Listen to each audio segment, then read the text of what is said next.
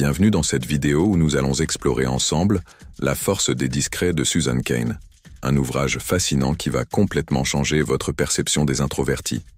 Vous pensez que réussir dans la vie exige forcément d'être extraverti? Que pour s'imposer, il faut parler plus fort que les autres? Et si c'était tout le contraire? Préparez-vous à découvrir des vérités étonnantes sur la puissance méconnue des introvertis. Avant de commencer, pensez à vous abonner à la chaîne pour ne rien manquer. Imaginez un monde où les introvertis ne sont pas considérés comme des individus à corriger, mais comme des forces puissantes et essentielles à notre société. C'est exactement ce que révèle La force des discrets de Susan Cain, un livre révolutionnaire qui remet en question l'idéal extraverti dominant et met en lumière le potentiel extraordinaire des personnes plus réservées. Si vous êtes introverti ou si vous connaissez quelqu'un qui l'est, restez bien jusqu'à la fin de cette vidéo et surtout, abonnez-vous à la chaîne pour ne rien manquer. Notre société valorise les extravertis, les leaders charismatiques, les orateurs éloquents, ceux qui s'imposent en réunion ou qui brillent en public. Mais est-ce vraiment la seule voie vers le succès?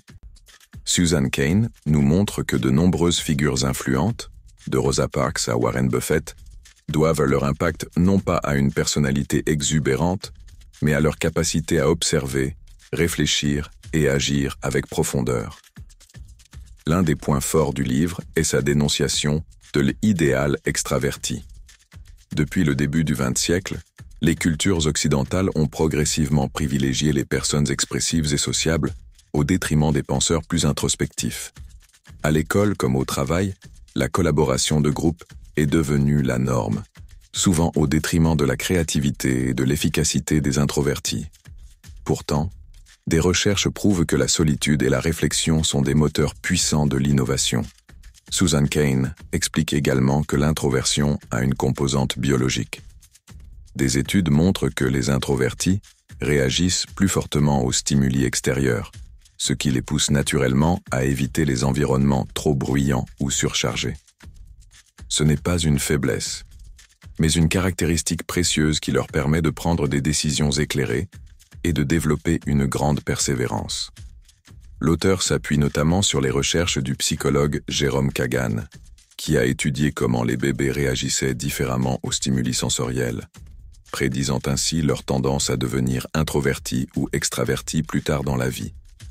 Mais alors, comment réussir dans un monde qui semble conçu pour les extravertis? Cain propose plusieurs stratégies. Par exemple, plutôt que d'essayer de se forcer à être quelqu'un d'autre, les introvertis devraient capitaliser sur leurs forces. L'écoute active, la concentration profonde et la capacité à construire des relations authentiques. Elle suggère aussi que, dans certaines situations, il est utile de jouer un rôle plus extraverti, tout en respectant son besoin de récupération en solitaire. C'est ce qu'elle appelle l'extraversion simulée, une technique adoptée par de nombreux introvertis à succès, comme Steve Wozniak, cofondateur d'Apple, qui a su exploiter sa nature discrète pour innover sans être sous le feu des projecteurs. Le livre nous apprend également que les cultures n'accordent pas toute la même importance à l'extraversion. En Asie, par exemple, la discrétion et la modestie sont des qualités très respectées. Cela prouve que l'idéal extraverti n'est pas une vérité universelle, mais une construction sociale qui peut évoluer. Cain cite notamment les différences entre les systèmes éducatifs occidentaux et asiatiques. Alors que les États-Unis encouragent les débats et la prise de parole, le Japon et la Chine valorisent la réflexion et l'écoute attentive. L'un des aspects les plus intéressants abordés par Susan Cain est l'impact de l'environnement sur la personnalité introvertie. L'école et le monde du travail sont souvent pensés pour favoriser les extravertis, avec des open space bruyants et des réunions interminables. Pourtant, les introvertis excellent lorsqu'ils disposent d'un espace calme pour réfléchir et travailler en profondeur. Les recherches montrent que les environnements bruyants et agités diminuent la capacité de concentration des introvertis et nuisent à leur productivité.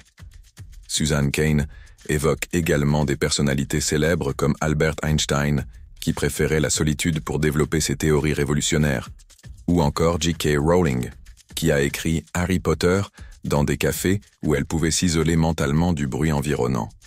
Ces exemples illustrent à quel point les introvertis ont besoin d'un cadre propice à leur réflexion pour donner le meilleur d'eux-mêmes.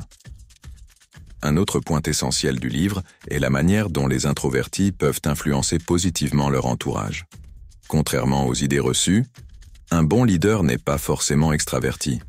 Les recherches menées par le professeur Adam Grant démontrent que les leaders introvertis sont souvent plus efficaces que leurs homologues extravertis lorsqu'ils dirigent des équipes proactives.